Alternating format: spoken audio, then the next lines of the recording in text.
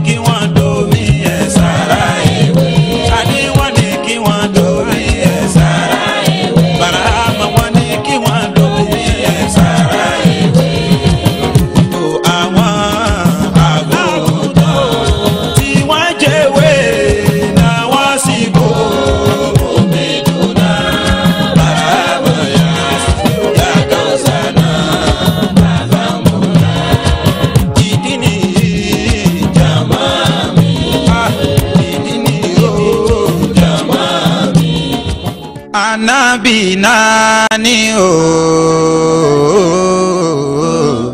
Adéwálé nani o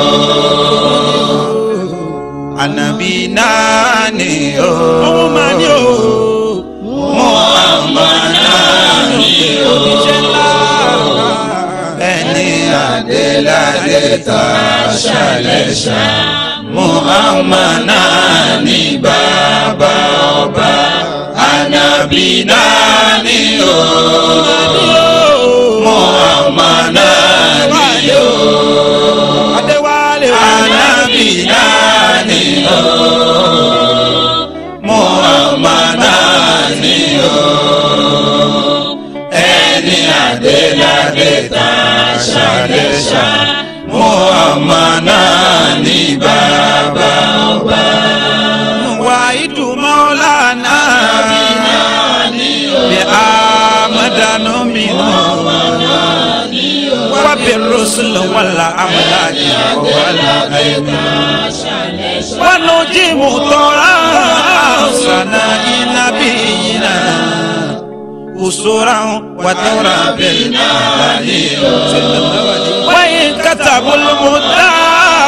يوم واسبات سمعتي أكون مثل الليلة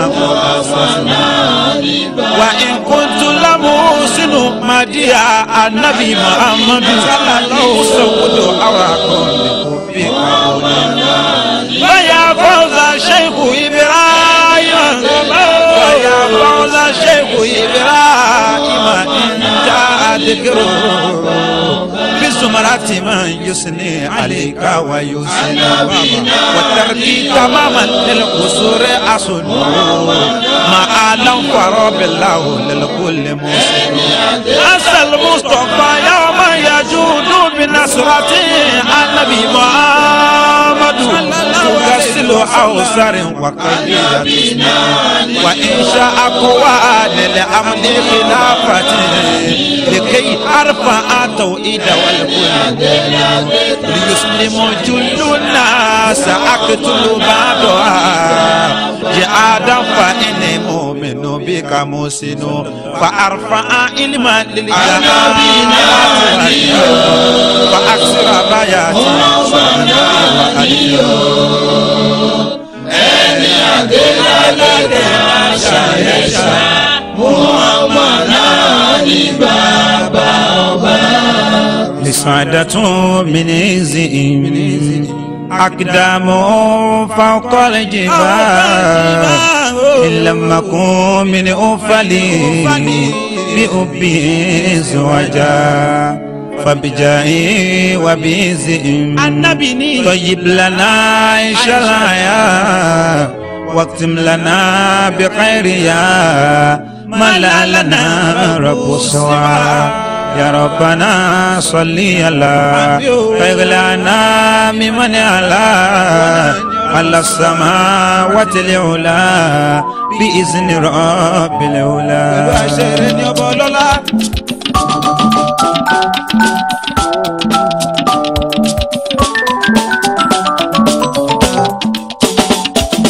ثانية ربي في مدعتي شافي بالمنطق البادي أبوك بها مؤملي. ثانية ربي في مدعتي شافي بالمنطق البادي أبوك فيها مؤملي. علم بشار المولد شاغل الأولى وسوددي شار النبي آمدي شار الربيع الأول. ثانية ربي بمدحتي شافي بالمنطق البادي أبوك فيها محمدي. قد خص بي ربي إسكانك ربي للأرض وشافي في كل خطب أنزلي. ثانية ربي بمدحتي شافي بالمنطق البادي أبوك فيها محمدي. علم بشار الفرائي شار الزهر بداري وفقرنا والمراي شار النبي أفضلي. ثانية ربي بمدحتي شافي بالمنطق البادي أبوك فيها محمدي. شغل فلا وسوء شارب بي سادات سؤال شيء بين شو متوج مكلل. ثانية ربي بمدحتي شافي بالمنطق البادي أبوك فيها محمدي. علم بشار الفاتي إكلا كوكاو الفاتي مخص بالفواتي وأزخاتي الميلاد. ثانية ربي بمدحتي شافي بالمنطق البادي أبوك فيها محمدي. علم بشار الخاتمي شار النبي قاسمي وفاتي وخاتمي وآخر وأول. ثانية ربي بمدحتي شافي بالمنطق البادي أبوك فيها محمدي. علم بشار ناصر للأكشاء بالآمر بالعرف شار الدائر في كل وصف أكمل. ثانية ربي بمدحتي شافي بالمنطق البادي أبوك فيها محمدي. علم بشار العادي لمن أجي رشادي وقائدي وعادي إلى طريق أمثالي ثانية ربي بمدحة شافي في المنطق البادي أبوك بيا محمدي وقد كفاها كلها أباها وكلا بقوله أنا لا عند اشتداد الوجه ثانية ربي بمدحة شافي في المنطق البادي أبوك بيا محمدي فيا الله من خطة جوابه في الأوطى من ربي سل تعطى واشفع لدينا تقبل ثانية ربي بمدحة شافي في المنطق البادي أبوك بيا محمدي علم بشار المصطفى صفوة كل مصطفى وخير عبد قد صفى ممن لكن أمر سليم ثانية ربي بمدحة شافي في المنطق البادي أبوك بيا محمدي oríire ló jẹ́ fún gbogbo mùmínì pàṣàjọdún anábì muhammadu ìkẹ́ àtọ́lá kó lọ bá muhammadu àti gbogbo àwa tá ń ṣàṣàlátù fún ثانية ربي بمدحة شافي في المنطق البادي أبوك بيا محمدي aláìkẹ́ àtọ́lá lọ́dọ̀ olúwa mi kò lọ bá aṣíwájú gbogbo ayé ànábì wa bàbá Fatima tàmí ẹni àkọ́kọ́ dá Muhammadu. ثانية ربي بمدحة شافي في المنطق البادي أبوك بيا محمدي gbogbo ènìyàn ẹ ṣàṣàlátù fún bàbá Fatima akẹ́yìndé gbẹ̀gbọ́n ọmọ Amina ní Muhammadu ìkẹ́ àtọ́lá ó lọ bá òjíṣẹ́ ثانية ربي بمدحة شافي في المنطق البادي أبوك بيا محمدي ala abúkìbìhá Muhammadu. أبوك بيا محمدي alábùkìbìhá bàbá Fatima. ọmọ kékeré sọ pé أبوك بيا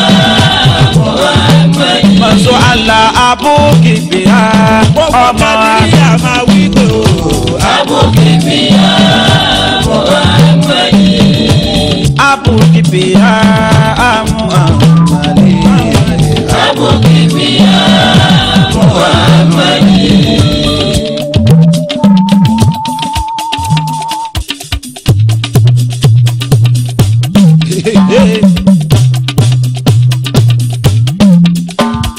alam bisha المولد ذكرنا بالمعتدي أصل الوصول لسيدي حبيبنا مبجل على بشار بالمولد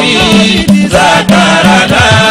بالمعتدي أصل الوصول لسيدي حبيبنا مبجل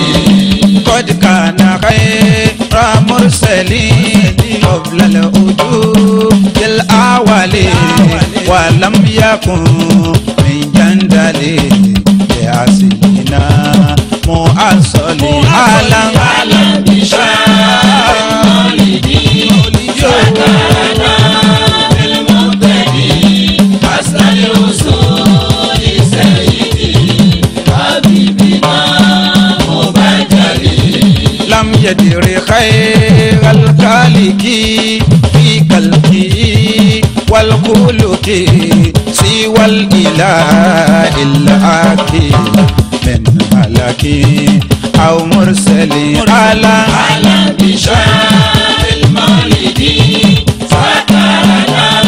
بالمعتدي أصل الوصول سيدي حبيبنا مبجل الله فشانه شانه عجيب ورمزه رمز الأبيب رمز الأبيب للأبيب العرف غير مشكل على بشار المولد ذكرنا بالمعتدي أصل الوصول سيدي حبيبنا مبجل الله يا لا إمام معتلى هذا العجاب بلا لولا أدام مشكلة لقسم ما قد ينجلي على بشار المولد ذكرنا بالمعتدي أصل الوصول سيدي حبيبنا مبجل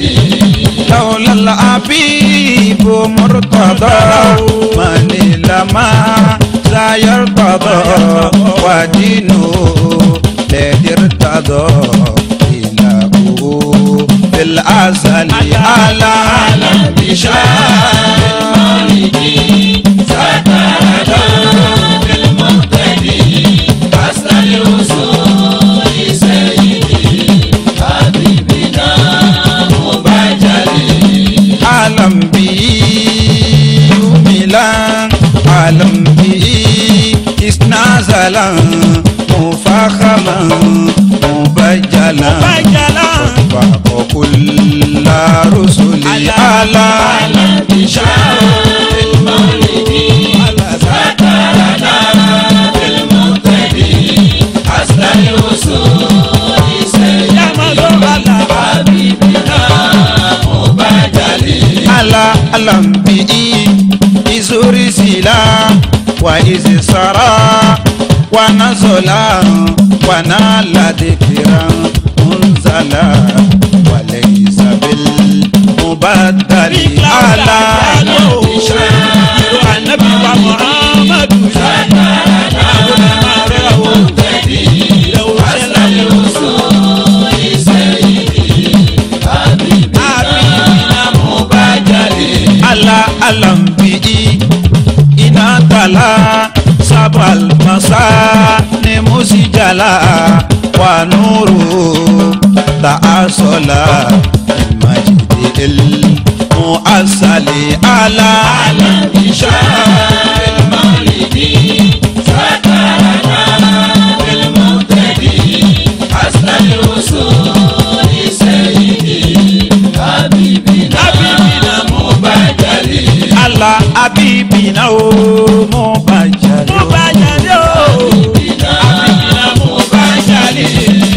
حبيبنا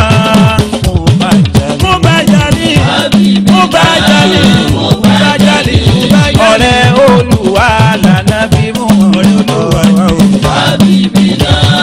mubajali ala habibina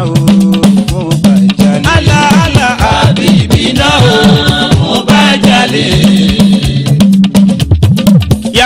البقاء وسنائي أبقى لنا بردواني آيات شيخ سلامي شيخ شيوخ زماني يا ذا البقاء وسنائي أبقى لنا بردواني مولانا آيات شيخ سلامي يا ذا البقاء وسنائي أبقى لنا بردواني آيات شيخ سلامي شيخ شيوخ زماني يا ذا البقاء وسنائي أبقى لنا بردواني آيات شيخ سلامي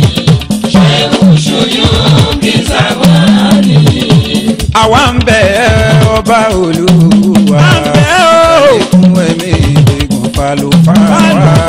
Maulana Sheikhu Salami Muhammadu Sani àkọsílẹ̀ يا ذا البقاء وسنائي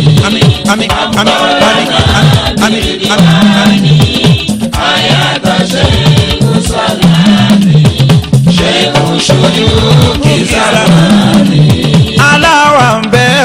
ọba Olúwa àlékún ẹ̀mí gígùn falufáwa Maulana Sheikhu Salami Muhammadu Sani baba lóró يا ذا البقاء وسنائي أبقى لنا Alubarika آيات شيخ سلامي شيخ شيوخ زماني Abu Shehu Adi àkọsílẹ̀ àlékún àlàáfíà fún bàbá wa Zamani àkọsílẹ̀ Arifu Bilahi bàbá rere. يا ذا البقاء وسنائي أبقى لنا بردواني آيات شيخ سلامي Àmì Sheikh Shuyukh Zamani. Àlà ẹni tó mọ̀ kó sọ fẹ́ ní ti òye. Ẹni tó ti yé kó sọ fẹ́ ní ti ògbọ́. Pé Arifu Bilahi ní àkọsílẹ̀. Siru Zamani ní bàbá tàwa. يا ذا البقاء وسنائي Àmín bàbá. لنا بردواني آيات شيخ سلامي شيخ شيوخ زماني Allah ya Rabbana ya ilahi tawili umura li sheikhi Sheikhu Salami àkọsílẹ̀ bija ikun fayakun ni يا ذا البقاء وسنائي أبقى لنا بردواني Àmín آيات شيخ سلامي Sheikhu Salami شيخ شيوخ Zamani.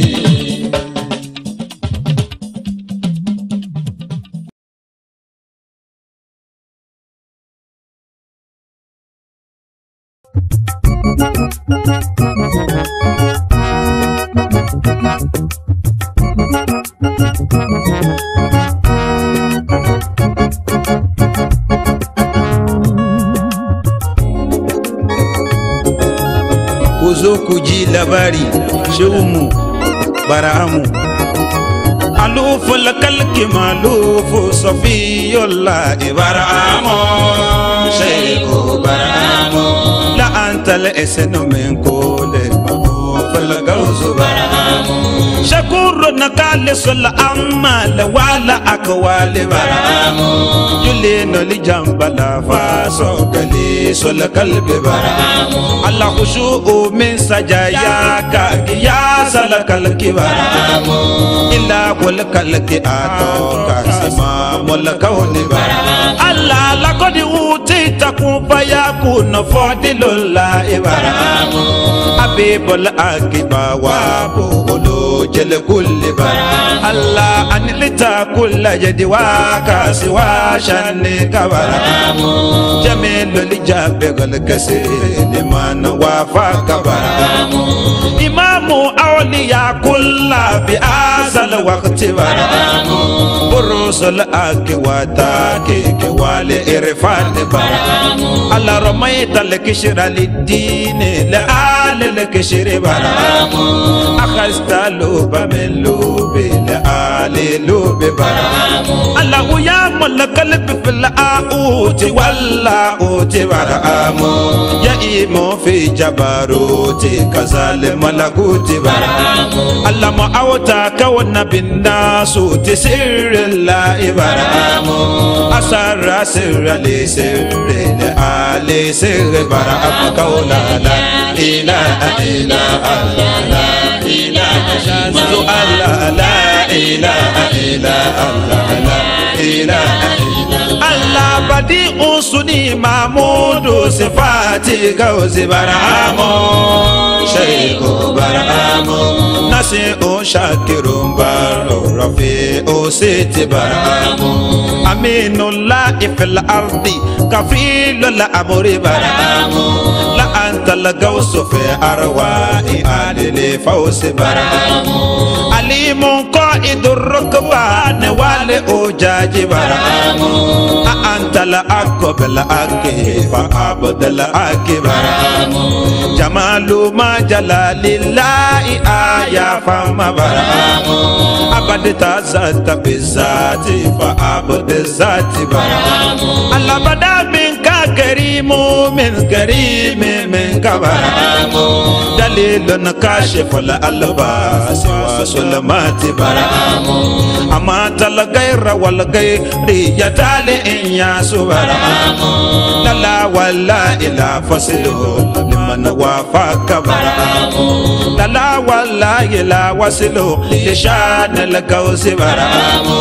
akhasta din bil jabal lil matinu min kabaramo adamta usa min kufuri bisir al ma'i baramo atakisha jawra ada ifadi malaka fi baramo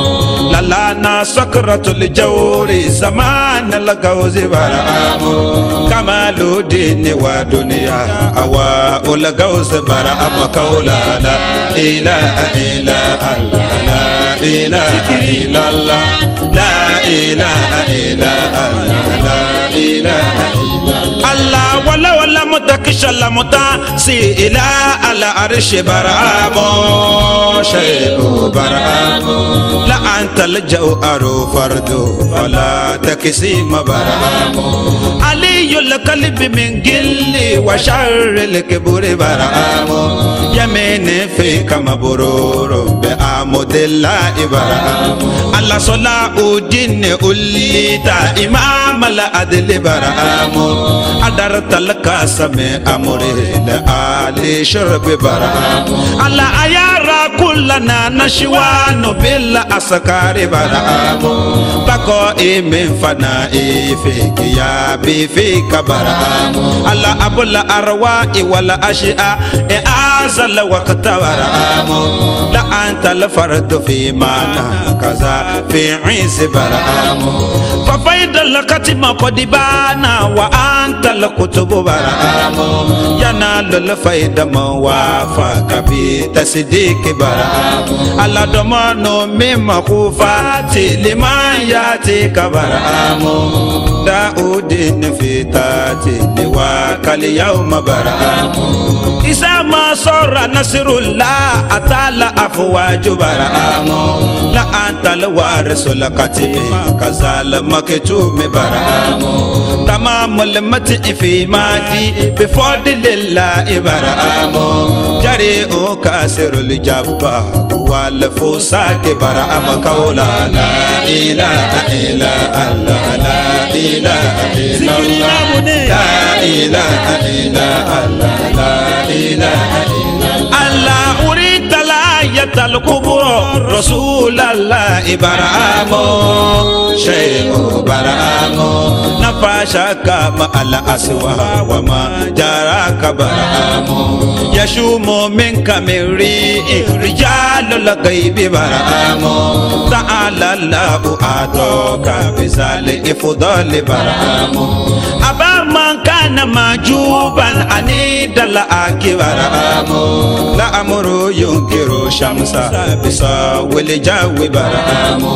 anina fi bisati ansikulla ini baramo wa antala ambaru mesiko wa kustoti do Allah sana idara la yufi sifatul majid baramo izama kila man laila kakule tu gauzo baramo Allah la situ minka koda amma nawa ila ardi baramo fa'alul iliya misri kazale pakadadu baramo Allah ra'aka shamsa min garbi tudi ul sharqa baramo da'awka lil munajat lisir bidin baramo qawla la ilaha illa Allah la ilaha manzu Allah la ilaha illa Allah la ilaha illa Allah la ilaha illa Allah la ilaha illa Allah la ilaha illa Allah la ilaha illa Allah aske niyas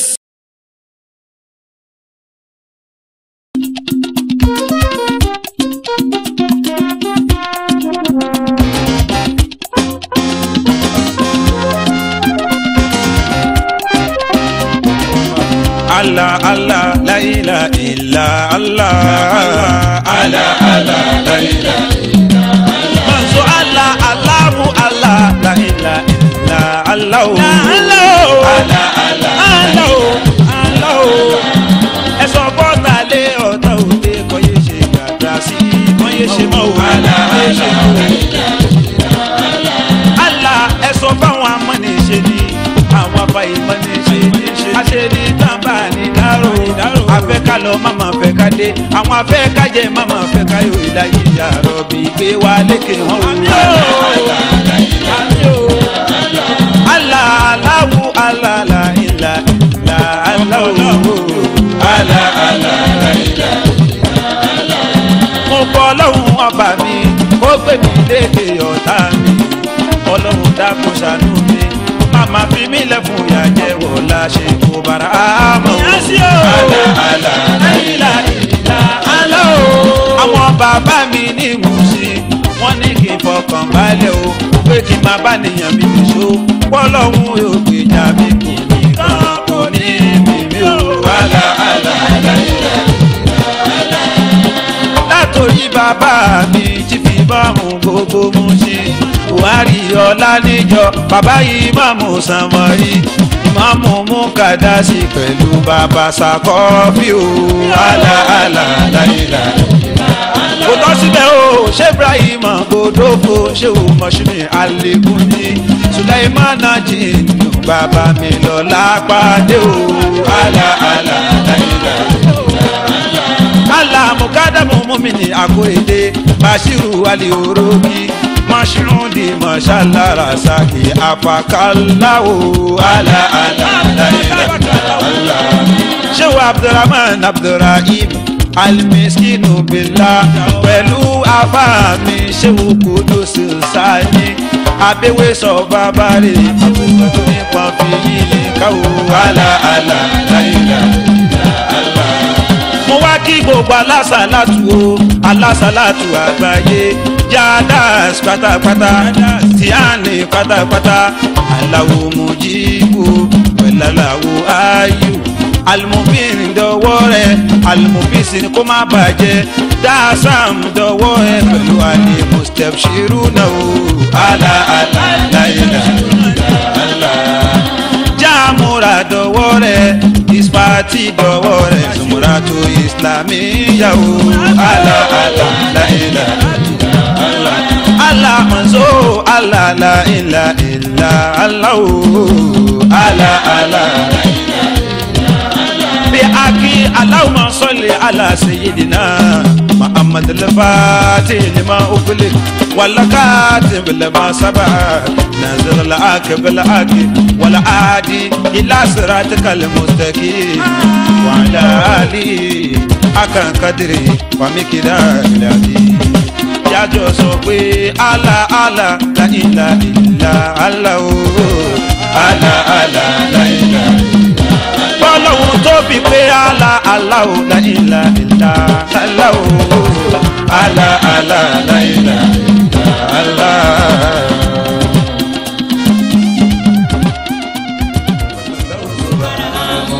Shakuru nakale sola amala wala akwale baramu Jule no li jambala faso kali sola kalbi baramu Allah khushu'u min sajayaka ya sala kalki baramu illa wal kalki ato kasima wal kawni baramu Allah laqad utita kun fayakun fadilullah baramu habibul akiba wa bulu jele kulli bara Allah anilita kulla jadi waka siwa shanne kabara jamilul jabe gal kasir man wafa kabara imamu awliya kulla bi asal waqti bara urusul akwata ke wale irfan bara Allah ramaita lakishra lidin la al lakishri bara akhasta loba melobe la ale lobe bara Allah ya malakal fil auti walla uti bara ya imo fi jabaruti kazal malakuti bara Allah ma awta kawana bin nasuti sirra ibara asara sirra li sirri ale sirri bara kaula la ilaha illa Allah la ilaha Allah la ilaha illa Allah la ilaha illa Allah badi usuni mamudu sifati gauzi baramo shaykh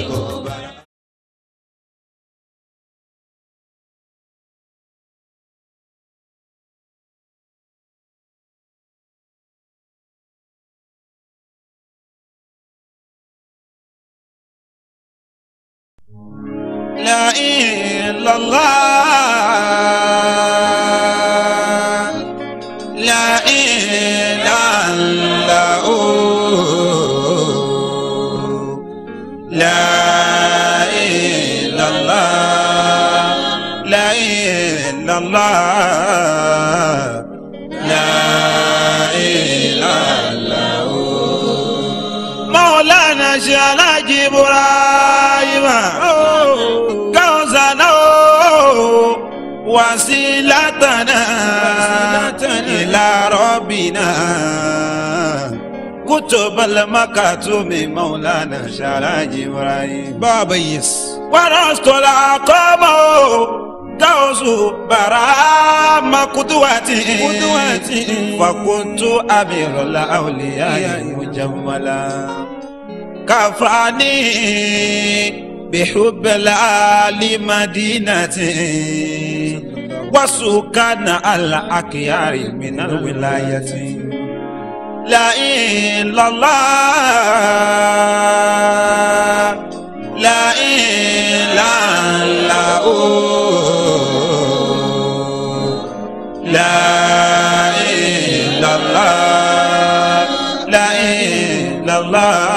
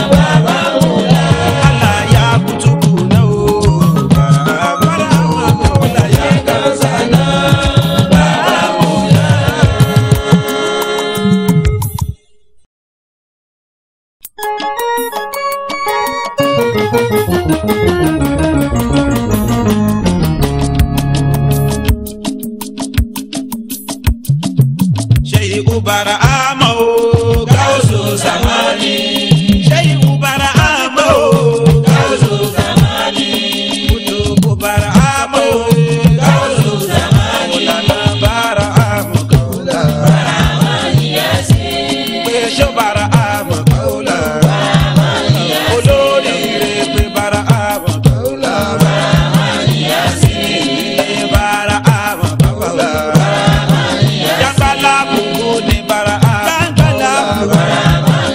ikú bàbá orun barahama kaula bàbá tó barahama kaula pé ṣé ikú barahama o gáúsù zamani ṣé ikú barahama o gáúsù zamani ẹni tó ní mi barahama o gáúsù zamani Maulana barahama kaula pé barahama kaula olóyún tó bá pè yóò dọ̀lọ́ lọ́dọ̀ àgbà tó bá pè yóò rọ́mọ tó bá olówó tó bá pè yóò máa lówó sí tálákà tó bá pè barahama yóò dolówó pé ṣó barahama o gáúsù zamani ṣé ìwú barahama o gáúsù zamani Maulana barahama kaula àwọn bàbá wa ń pè barahama kaula Sayyidi Aliyu Zizi kọ ọlọ́run balẹ̀kì alẹ́ kanu ṣéwù sálámì akọ́ṣe ní bàbá Maulana Sidiku Al-Miskinu Billah yàmi wùkú lálà ń pè barahama kaula ẹ máa kírun pé barahama kaula Ahmadu Zaria ń pè barahama kaula sani sani awalu wọ́n pè ṣe ikú barahama o gáúsù zamani wọ́n pariwo ṣe ikú barahama o gáúsù zamani wọ́n pè kutubu barahama o gáúsù zamani Maulana barahama kaula pé barahama kaula ṣéwù àwálù bàbá lóṣù ló bá ṣòro bí o àdé báyọ̀ bàbá ṣéwù kóró dáadáa àmàdàlẹ̀ fàṣàṣì ṣéwù lọ bí o aláwò bàbá wa ayé làbẹ́ gan pé barahama kaula ṣéwù sùnú sí pé barahama kaula ṣéwù tọ́lí àdárúkọ ìyànṣẹ́ o alára pé barahama kaula wọ́n pariwo ṣe ikú barahama o gáúsù zamani wọ́n pè barahama náà o ẹlẹ́yinjú àánú ni o gáúsù zamani Maulana barahama kaula Maulana barahama kaula ṣéwù Sulaimana Faruku pé ṣéwù barahama ọ̀rọ̀ kiri pé barahama kaula baraku àṣìlẹ̀ pé barahama kaula ọ̀gá mi ṣéwù Musiliu pé barahama kaula ọmọ Mubaraku pé barahama kaula Abdullahi olódò pé barahama kaula ẹni abẹ́ ń pé barahama kaula o àlìfàlà kí bàbá wa ní Kútọ̀nù gbogbo wọn pé ṣé ikú barahama o gáúsù zamani wọn pé barahama o Maulana barahama kaula Maulana barahama kaula èmi Zakira mi ní pé barahama kaula àfisílẹ̀ tí fò kọ̀wé yóò sàlámì táyé Rashidi fàṣàṣe pé barahama o fàájú ara àyànúrò dìbì